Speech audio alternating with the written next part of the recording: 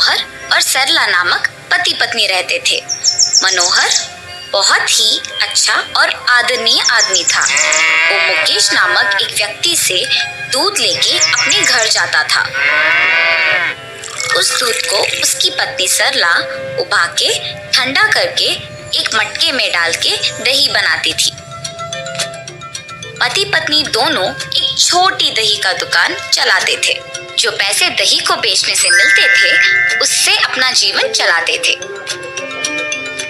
ऐसे ही थोड़े दिनों बाद उनका दही का व्यापार अच्छा चलने लगा और बहुत लोग उनसे दही खरीदने लगे।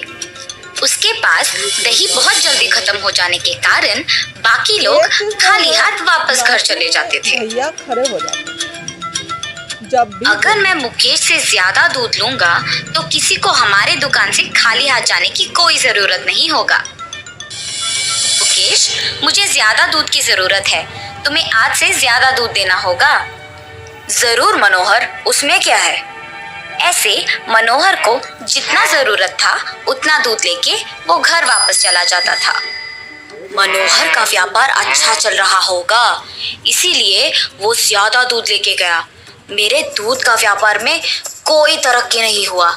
मुझसे सबसे ज्यादा दूध तो मनोहर ही लेता है, इसीलिए अगर मैं दूध में पानी मिलाऊंगा तो उसे कोई शक नहीं होगा।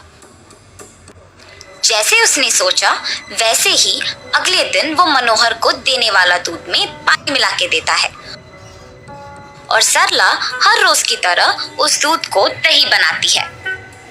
अगले दिन जब मनोहर ने उस दही को देखा तो वो दही टूटा हुआ बना था और अगले दिन भी वही हुआ था। सरला, आज भी दही वैसे का ही बना है। इस बात के बारे में हमें कुछ करना होगा, वरना व्यापार को आगे नहीं ले जा सकेंगे। हाँ जी, पर अगर दूसरा दूध वाला भी ऐसे ही नहीं करेगा, इसका क्या भरोसा। अगर हम ही गाय को लेके एक भरोसेमंद आदमी को उनका देखभाल करने के लिए रख देते तो हमें दूध के बारे में सोचने की भी जरूरत नहीं पड़ेगा ना। सही सोच है सरला, बिल्कुल करेंगे। मैं कह देता हूँ उससे कि हमें अब दूध नहीं चाहिए। और उनकी योजना के अनुसार वो दोनों गाय को लेकर एक भरोसेमंद आदमी को उनकी देखभाल के लिए रखते हैं और मनोहर ये बात मुकेश को कहने के लिए निकल पड़ता है। मुकेश, मुकेश! अरे मनोहर, इस वक्त पे क्यों आए हो। कुछ नहीं, बस इतना कहने के लिए कि आज से आपको हमें दूध बेचने की कोई जरूरत नहीं है। ऐसा क्यों? क्यों नहीं चाहिए दूध तुमको अब से?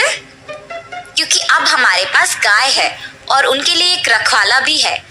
ऐसे कहकर मुकेश वहां से चला जाता है। अच्छे गुणवत्ता वाली दूध से दही बनाने के कारण बहुत लोग मनोहर के दुकान से खरीदते थे और इसकी वजह से उनका व्यापार भी अच्छा चलता है और वो दोनों सुख संपत्ति से जीते हैं। हर रोज की तरह जब मुकेश दूध देने बाहर निकलता है तो वो मनोहर के दुकान में दही के लिए लगी भीड़ देखता है। इस गांव में मनोहर का व्यापार बहुत अच्छा चल रहा है, इसीलिए मेरे पास दूध बंद करके उसको अब खुद गाय को खरीदने का साक्षाम है। उसका दुकान को ही बंद करवा दूंगा। ऐसे सोचकर वो अपने घर की फंक्शन में भजन के लिए बहुत लोगों को बुलाता है और दही के लिए मनोहर के दुकान को जाता है। मनोहर, मुझे एक मटका भर दही चाहिए। उतना दही क्यों मुकेश? मेरे घर में आज भजन है तो सबके लिए भोजन भी है। ऐसे कहकर वो दही लेके जाता है। घर जाते ही मनोहर के दिए हुए मटके का दही को दूसरी बर्तन में खाली करके मुकेश के दूध मिश्रण से बनाए हुए दही को उस मटके में डालता है।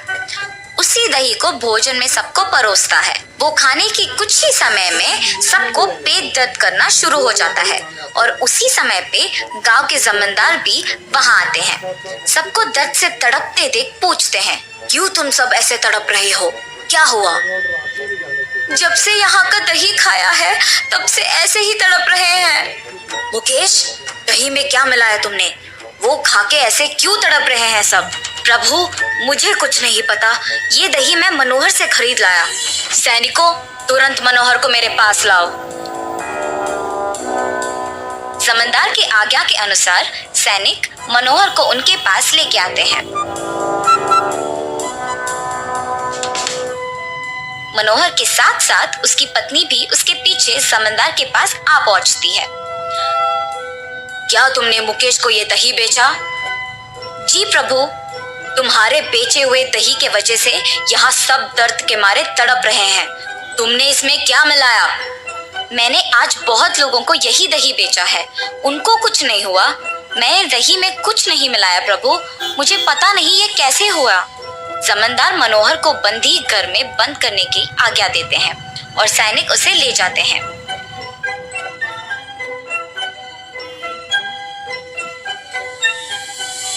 ये कैसे हो सकता है? हमने तो कुछ नहीं किया।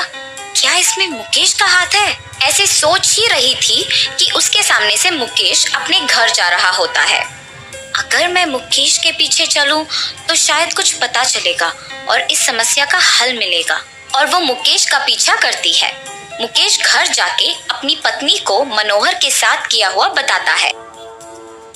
सरला सच सुनकर वहां से जा रही होती है कि बगल में छुपा दही का मटका उसे दिखता है। अरे, ये तो हमारे दुकान का दही है। इसने पूरा दही दूसरे मटके में डाल दिया। मुझे अभी ये बात जमींदार को बताना होगा। और ऐसे ही वो दही का मटका अपने साथ लेकर जमींदार को दिखाकर सब सच समझाती है।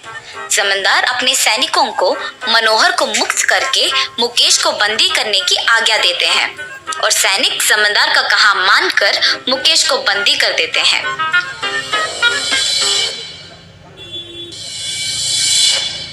मनोहर का व्यापार मुझसे भी अच्छा चलने की ईर्ष्या से मैंने उसके दुकान को बंद करवाने का योजना बनाया और उसके बजाय खुद मेरा दूध का व्यापार खो के यहाँ बंदी हो गया। ऐसे उसको अपनी गलती का एहसास होता है। अपनी पत्नी की होशियारी और बुद्धि से मनोहर को बचाने के लिए वो बहुत खुश होता है और दोनों हमेशा की तरह अपना दही का व्यापार खुशी से करते हैं।